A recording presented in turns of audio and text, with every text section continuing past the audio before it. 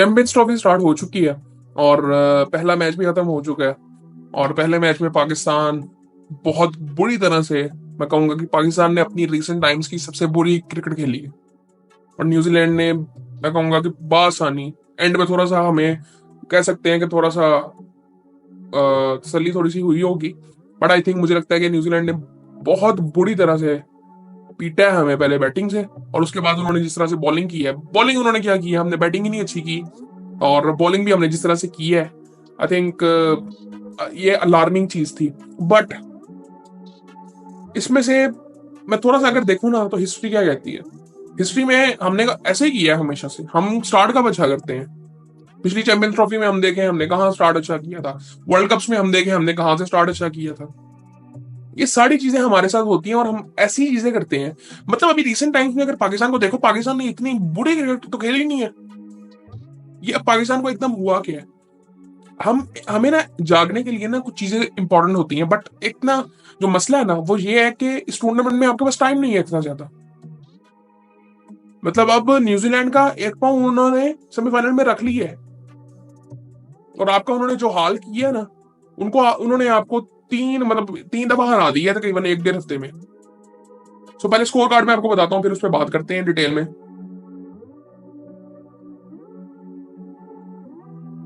पाकिस्तान ने टॉस जीता और बॉलिंग का फैसला किया, और बड़े खुश सब हो गए थे कि जी पाकिस्तान ने बॉलिंग का फैसला किया और टॉस भी जीत गया था पाकिस्तान। सो मोहम्मद रिजवान ने पहले कहा था कि यार हमें अब पता चल गया कि हमने बैटिंग करनी है या बॉलिंग करनी है और कैसे खेलना है बेसिकली।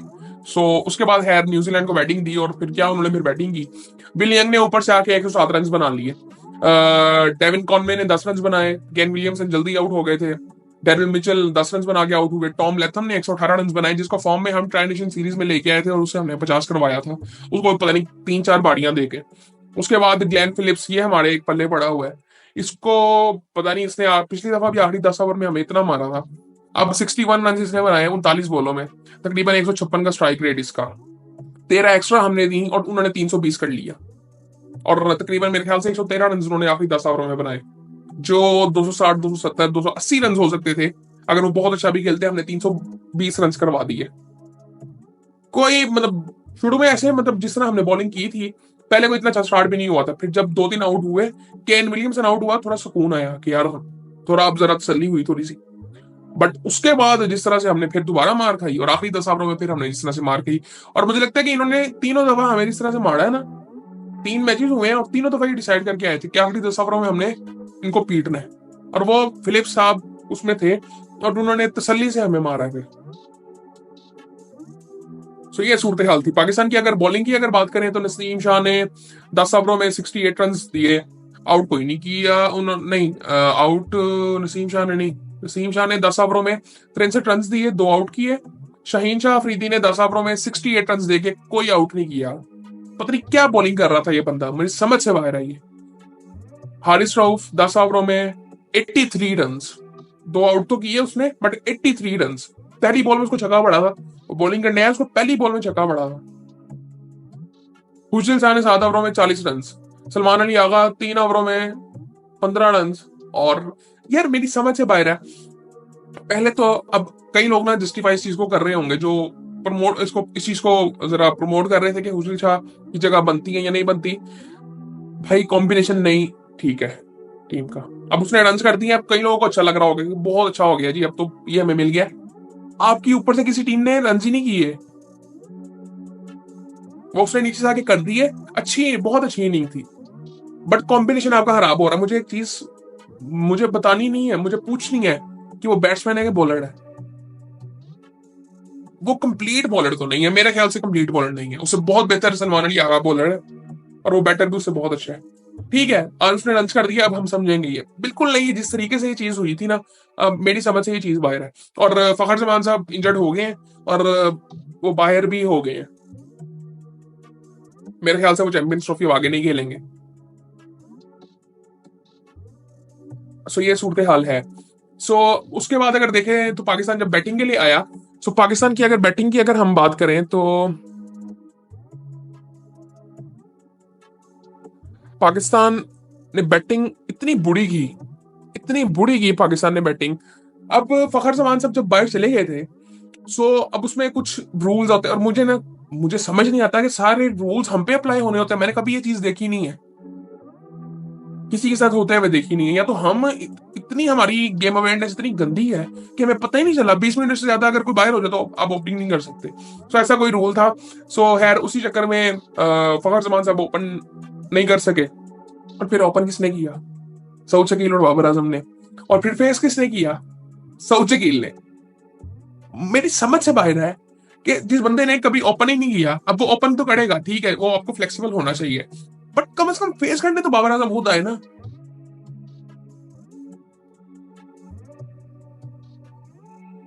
बाबर के बारे में मैं हमेशा पॉजिटिव बात करता हूँ, बट आई थिंक ये कुछ चीजें ऐसी हैं कि जो कि यार आप बस सीधी सीधी बुरी लगती हैं आपको, जो जिसकी सेंस ही नहीं बनती। तो खैर उसने आगे, अब वो जिस तरह से फिर आउट हुआ ना, वो मेरे ख्याल से आउट नहीं आया था। जो उसने शॉट मारा वो पता नहीं क्यों मारा उसने शॉट। या तो वो मेरे ख्याल से नया बॉल था, तो नए बॉल और पुराने बॉल का चक्कर हो गया था। उस बंदे ने मेरे ख्याल से कभी ओपन की नहीं है। सऊद शकील ने कभी ओपन नहीं की। और और मेरे ख्याल से शायद उसको वन डाउन भी नहीं खिलाना चाहिए, तो उसको नीचे खिलाना चाहिए चौथे पांचवें नंबर पे। बट आई थिंक ठीक है, वन डाउन भी ठीक है, लेकिन अब वो खेल रहे हैं तो। बट कॉम्बिनेशन ये ठीक नहीं ना आपका। कामरान गुलाम को मेरे ख्याल से बाहर नहीं बैठना चाहिए। कामरान को हुसैन शाह की जगह पे खेलना चाहिए और इनको मिलके सबको 10 ओवर पूरे करने चाहिए। और हो सके अगर आपने बैटिंग लंबी करनी है तो आप फहीम को भी खिलाएं। आप एक फास्ट बॉलर अपना बिठाएं, जो कि पहले आपके पास पूरी नहीं है। आपके कोई फास्ट बॉलर ऐसा नहीं है, मतलब हारिस से तो अच्छी बॉलिंग कर लेगा फहीम, वरना 80 रन वो अगर खा रहा है तो 80 ये भी खा ले। तो बैटिंग तो कम से कम थोड़ी सी करके देगा। सो खैर आए बाबर और सऊद आए। बाबर ने 64 रन बनाए 90 बॉलों में। 90 बॉलों में 71 का स्ट्राइक रेट। मेरी समझ से बाहर है कि यार ये आज की क्रिकेट में इतने फ्लैट पिच पे आपको ये कंपलसरी कर देना चाहिए कि भाई रन बॉल तो आपने खेलना है। एंड में ना, एंड में मैं आपको बताता हूँ एंड में क्या हुआ। खैर सऊद शकील से जल्दी आउट हुए 19 बॉलों में। उन्होंने 6 रन बनाए। उसके बाद आए जी मोहम्मद रिजवान साहब, वन डाउन आ गया। मगर अभी भी नहीं आ सकते थे वन डाउन। आई थिंक वो कोई ओवर का कोई चक्कर होगा। तो मोहम्मद रिजवान भी वो उसने कैच फिलिप्स ने इतना अच्छा पकड़ लिया।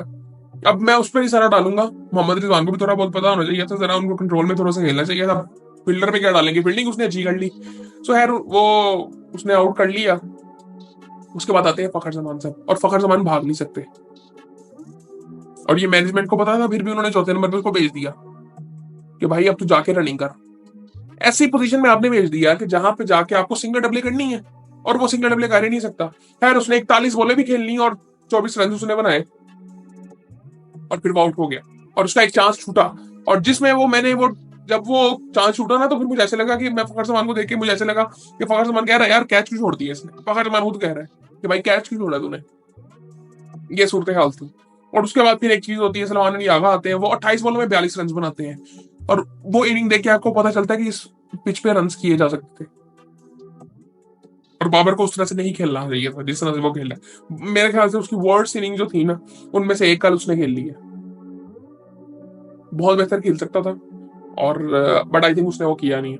अब तैयब तैयब 2-3 दफा ऐसे आउट हुआ है। मैंने कामरान के बारे में सेम बात की थी कि वो जिस तरह से आउट हो रहा था वो बहुत नॉनसेंस तरीका था आउट होने का, कि आपको पता है। और तैयब फिर उस तरह आउट हुआ है, 2-3 दफा पहले भी आउट हुआ है। और अब उस तरफ तैयब को थोड़ा सा देखना चाहिए था कि यार सिंगल डबल थोड़ी सी कर ले। अब मैं मतलब इसको मैं क्या कह सकता हूँ ऐसे, क्योंकि अब उस तरह से मैं कहूंगा कि जिन पे जिम्मेदारी थी उन्होंने कुछ नहीं किया। और बट इसको भी आई थिंक थोड़ा सा खेलना चाहिए जिम्मेदारी से। मिचोर मुझे लगता है इन सब में, बहुत से लोगों में मुझे ये बेहतर मिचोर लगता है। और मुझे इसकी गेम अवेयरनेस बेहतर लगती है, एबिलिटी इसमें काफी ज्यादा है, पोटेंशियल इसका बहुत अच्छा है। मुझे लगता है कि ये बहुत अच्छा कर सकता है पाकिस्तान के लिए। बट इसको थोड़ा सा देखना पड़ेगा, क्योंकि कल यार वो जरा वो शॉट नहीं खेलना चाहिए था। उसके बाद खुजल शाह। अब खुजल शाह ने 69 रन बनाए। मुझे वो बंदा, मैंने उसको जब से देखा ना, कल की इनिंग ऐसी होगी जहां पे मुझे वो कंफर्टेबल लगा है। मैं आपको एक बड़ी सीरियस बात, इसको जरा थोड़ा समझे। और बाबर ने कल जब 50 किया ना, जो सेटिस्फेक्शन मैंने उसके मुंह पे देखी ना, मैं हैरान था कि टीम आपकी हार रही है। टीम आपकी हार रही हो ना, तो 50 रन पे ना बल्ला नहीं उठता।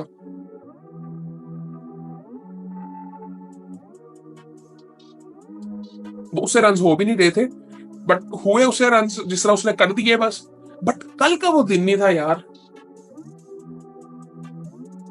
इसी तरह से खुशल शाह की कल की इनिंग आप देखें, वो जितना वो बंदा कंफर्टेबल था ना, उसको पता था यहाँ से मैच तो हम हार गए, अब मैं जो खेलूंगा वो एक्स्ट्रा है। तो फिर वो चीज हुई। अब उसने, अच्छा ये ना बहुत बड़ी बात है, इस चीज को जरा समझे कि हम अच्छा क्यों नहीं खेल रहे, कल हम अच्छा क्यों नहीं खेले।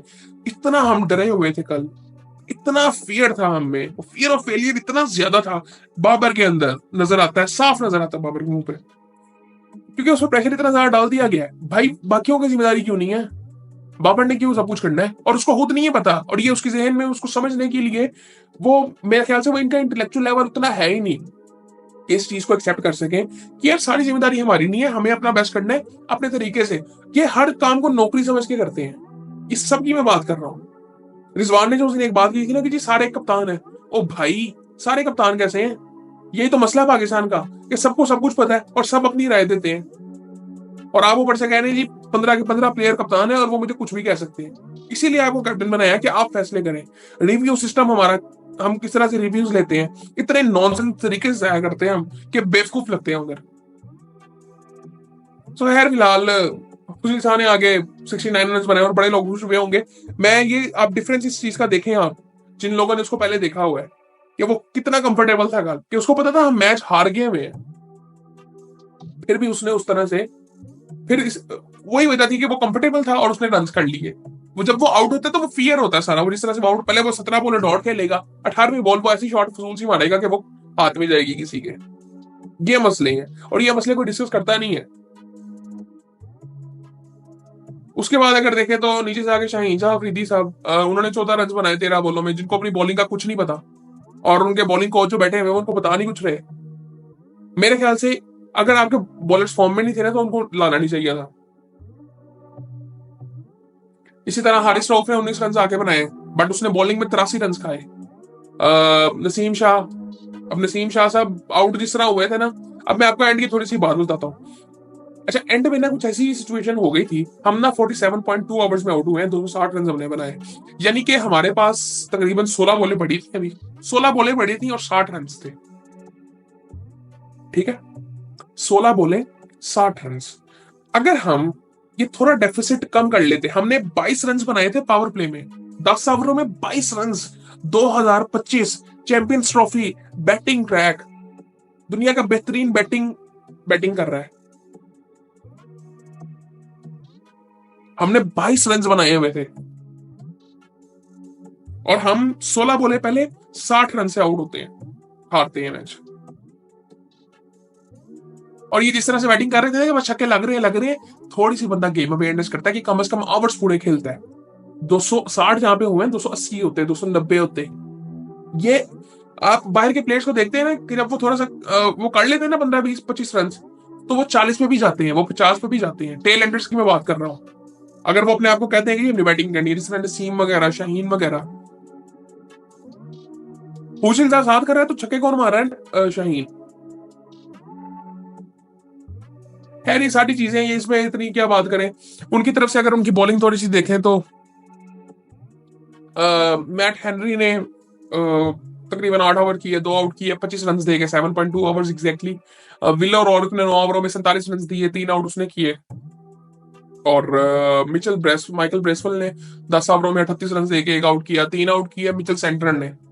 ये नहीं हमारे पल्ले पड़ता, वो जितना वो चालाकी से वो बॉलिंग कर ही रहता ना, और जिस तरह वो चेंजेस थे। एक टाइम आया था कि जहां पे वो जरा ना थोड़े से हिल रहे थे, बट हमने अपॉर्चुनिटी जो मिली थी हमें, हमने उस पर कुछ किया ही नहीं था। उसके बाद स्मिथ जो था उसने 2 ओवर किए, 20 रन दे के उसने 1 आउट किया। अच्छा एक और बात कि बाबर जिस तरह से आउट हुआ, अब बाबर ने जब शॉट्स मारनी शुरू की, बंदा पूछा आपने पहले क्यों नहीं की, और अगर आप मार रहे हो शॉट तो जरा देख के मारो, आप आउट क्यों फिर हुए, आप कम से कम एंड तक जाते हैं।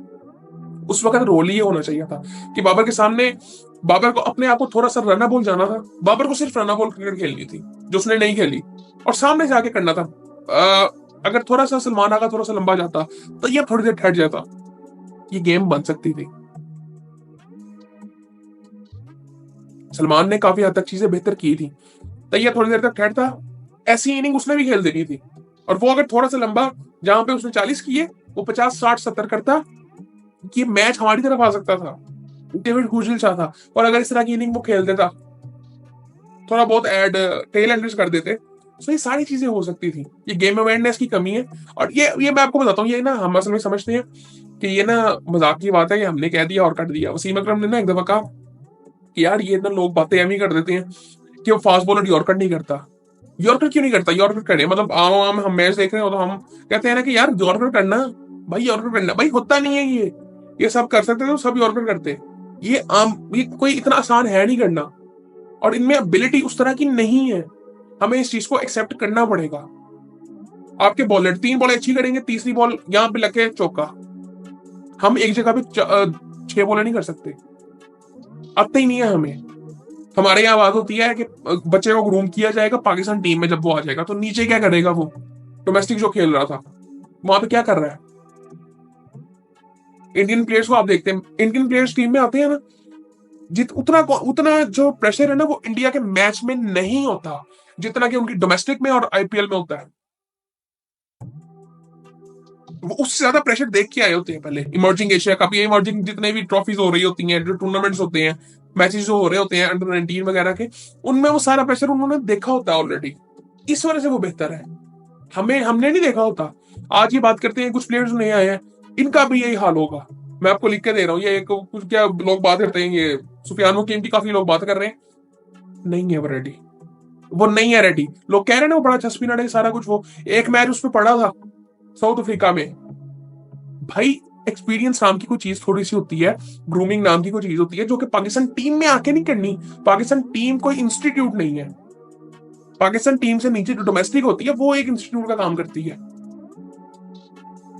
हम कहते हैं पाकिस्तान टीम में जाके फिर आगे बेहतर होंगे, तो नीचे आप क्या कर रहे थे? नीचे आपके पास जो टाइम था डोमेस्टिक में, इवन पीएसएल में आप ये चीजें करें अगर आपने करनी है तो। पीएसएल भी मैं समझता हूँ कि उससे भी नीचे ही चीजें होनी चाहिए, डोमेस्टिक में होनी चाहिए। खैर अब ये काफी कप होते हैं, उसमें करें ये काम।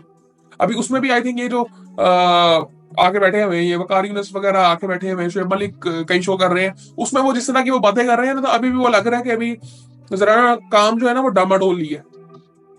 कोई इतना प्रोफेशनलिज्म अभी भी नहीं आया, और अभी भी उनकी राय और जो पीसीबी ने जिस तरह के फैसले किए हैं वो बड़े डिफरेंट है। तो हमें इस चीज को जरा समझना चाहिए थोड़ा सा।